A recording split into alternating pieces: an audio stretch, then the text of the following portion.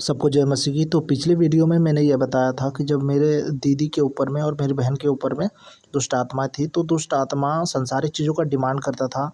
जैसे हो गया मुर्गा खाने की इच्छा, उसका ब्लड, उसका खून पीने की इच्छा, और पायल पहनने की इच्छा, नए नए तरह की साड़ी पहनने की इच्छा। और वो सब चीज़ों को देख के बहुत खुश होता था। कभी सिगरेट पी रहा, कभी गुटखा खा रहा, शराब पी रहा है, और बोल रहा है कि हमको और भी ये सारी चीज़ें चाहिए। और जिस जगह पे रहता था उस जगह पे जाने की इच्छा एक बार करता था कि वहाँ पे जाएंगे, घूमेंगे, नाचेंगे। तो इससे हमको पता चला कि लोगों ने अपने जीवन में किन किन चीज़ों पे मन लगाया है, तो इसीलिए उसकी आत्मा उन सब चीज़ों का डिमांड करता है। कोई गेम में मन लगाया है, कोई कार में मन लगाया, तो उसका आत्मा उसी में बस जाता है परमानेंट के लिए।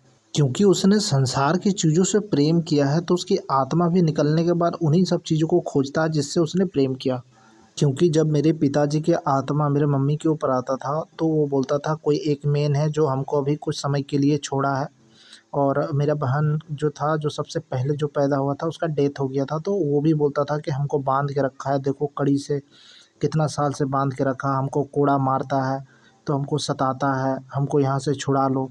तो उसको छुड़ाने के लिए भी बहुत सारे चीज़ें देने पड़े, बहुत सारी चीज़ों का बलि देना पड़ा। तब वो सारे गिरोह दुष्ट आत्माओं ने क्या किया, मेरी बहन का आत्मा को छोड़ दिया। और वो अभी मेरी बहन के आत्मा को मेरी मंझली दीदी ने अपने घर में बिठाया है, उसको पूजा करता है, वो उसके घर की रक्षा करता है। ऐसा ऐसा करके ऐसी ऐसी ही सारी घटनाओं को मैं देखता चला गया, उसको नोटिस करके लिखता चला गया। तो झाड़ फूँक होने के बाद मैं अपनी मंझली दीदी के घर पे गया था, वहीं पे, क्योंकि बगल में है उसका झाड़ फूँक करने वाला। और मेरी दीदी जो दुष्ट आत्माओं को रखता था अपने घर में, बहुत सारी देवी देवताओं को भी रखता था अपने घर में। जब मैं अपनी मंझली दीदी के घर में गया, तो वो लोग क्या करता था, दुष्ट आत्माओं को शरीर पे भरता था, फिर उससे बहुत सारी बातें पूछता था, कौन कर रहा, क्या कर रहा, क्या है नहीं है। ये लोग भी जो है अपने दुष्ट आत्माओं से घर में बुला के अपनी देवी देवताओं से भी पूछता था ये सारी बातें। तब मेरे साथ में अजीबोगरीब घटनाएं होने लगी वहाँ से। मतलब परमेश्वर हमको आहट दे रहा था कि कुछ अजीब होने वाला है, तो बस देखो। तो क्या हुआ, अचानक की रात में जब मैं सो रहा था, तो पायल की आवाज़ सुनाई दे रहा दौड़ने का। तो मैंने दीदी को कहा कि कुछ हमको आवाज़ सुनाई दे रहा, देखो तो बाहर में। और धम-धम की भी आवाज़ें सुनाई दे रहा, हमको भी एकदम पागलों की तरह हम भी होने लगे। टीवी देख रहे हैं तो टीवी के ज़रिए हमसे बोल रहा है दुष्ट आत्मा, एडवर्टाइज़ के ज़रिए, लिखावट के ज़रिए हमको उन सब चीज़ों पे नज़र पड़ रहा है जैसे कि वो हमको ही बोल रहा हो। ठीक है, कोई भी बात जब हम सुन रहे हैं तो हमको सुनाई दे रहा है कि ये हमको बोल रहा है, बल्कि एडवर्टाइज़ नहीं देख रहे हैं, टीवी नहीं देख रहे हैं। ठीक है, कागज़ों पे लिखा हुआ, तो कभी छत पे दौड़ता हुआ, तो ये सारी चीज़ें फिर से मेरे साथ शुरू हो गई, जैसा ट्रेन में हो रहा था। और अब मेरा दिमाग होने लगा फिर से ख़राब, मुझे भारी-भारी जो मन लगता था वैसा शुरू हो गया बहुत ज़्यादा। और रात को बहुत परेशान किया दुष्ट आत्मा, हम दीदी को बताएँ कि देखो ऐसा-ऐसा मेरे साथ हो रहा है, दौड़ रहा है, देखो छत पे दौड़ रहा है, पायल की आवाज़ सुनाई दे रही है, चिल्ला रहा है, ऐसा-ऐसा करके हमको लग रहा था कि भाई ये कोई कहीं और से आ रहा होगा। जब बाहर निकलते थे देखता था तो कुछ भी नहीं। हम बाहर में चेक किए, कुछ देर खड़ा हो गया तो कोई आवाज़ नहीं है। जब घर में आके जैसे ही हल्का-सा आँख लगता था, बस सब कुछ शुरू। और ये सब मेरे साथ रियल में हो रहा था, कोई इत्तेफ़ाक नहीं था।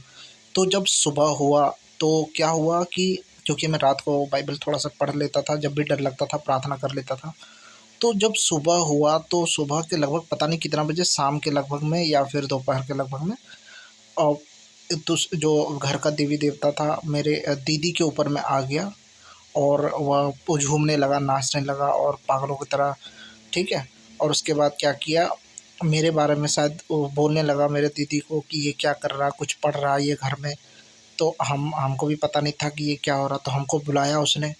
तो बुलाया, बोला कि तुम कौन हो? हमको बोल रहा। तो हम बोले हम कौन हैं?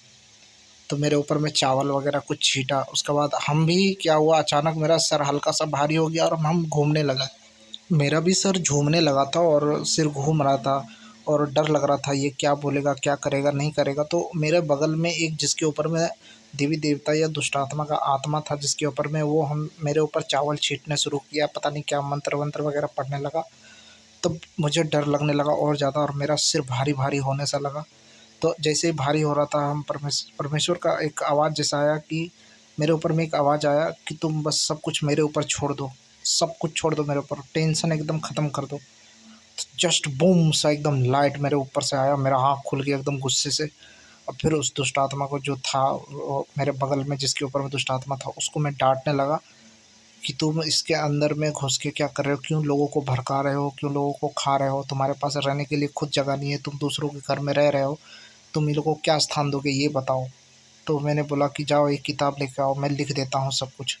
तो हम अचानक से उस नोटबुक में एक नोटबुक लाया गया था, उसमें लिखे कि तुम इन लोगों को मरने के बाद कौन सा स्थान दोगे, कौन सी जगह दोगे ये बताओ ज़रा, है तुम्हारे पास कोई स्थान।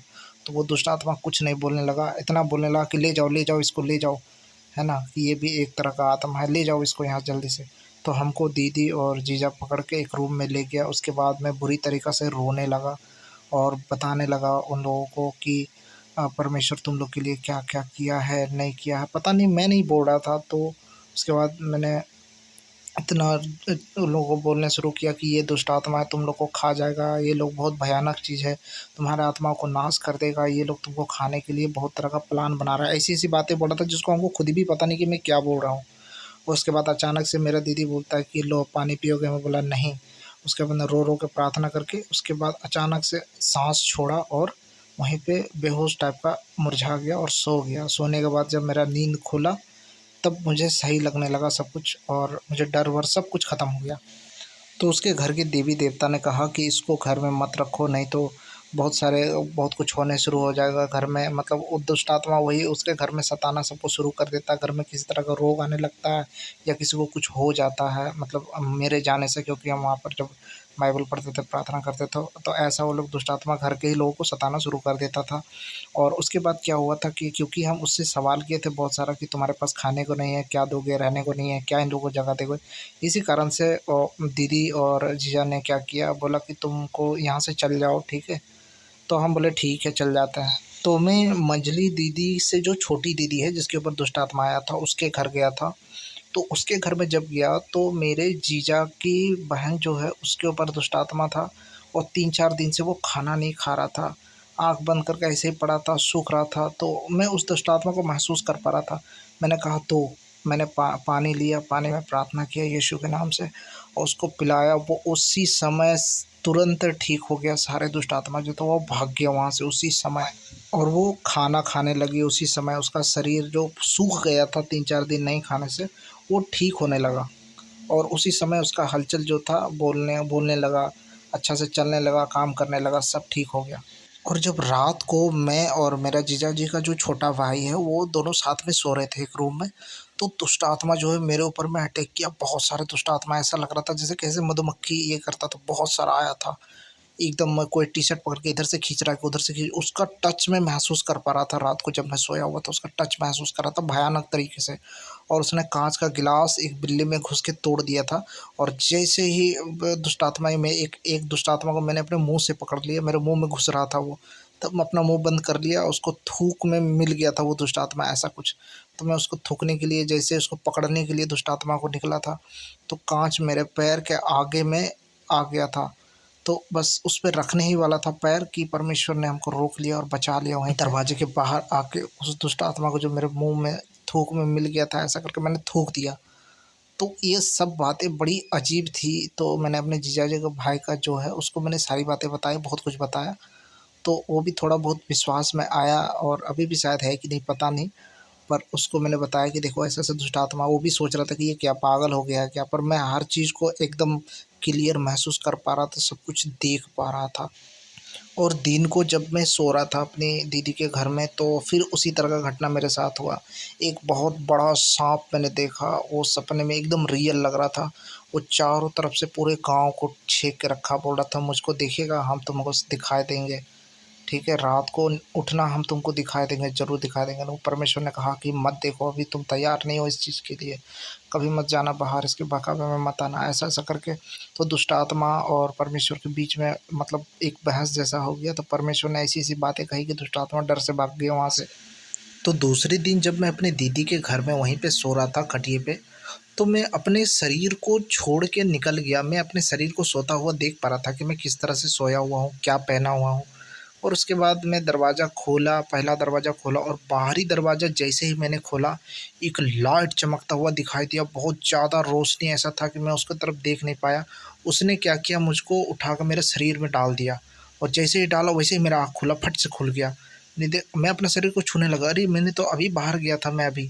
ये जो मेरे साथ हुआ था उसके लिए मैं परमेश्वर से प्रार्थना करने लगा, पूछने लगा कि ये सब क्या था, नहीं था प्रभु, क्या मेरे अच्छे के लिए था कि बुरे के लिए था, ये मैंने क्या देखा नहीं देखा। और एकदम रियल मेरे साथ ये सारी चीज़ें हो रही थी। तो आज के लिए इतना ही। अगले वीडियो में अपनी गवाही को पूरा करने की कोशिश करूँगा। उम्मीद है आपने मेरे पीछे पीछे भी गवाही जो है उसके वीडियो देखे होंगे। अगर नहीं देखे तो मैं डिस्क्रिप्शन में लिंक दे दूँगा, उसको आप ज़रूर चेक कर लीजिएगा। सबको जय मसीह की।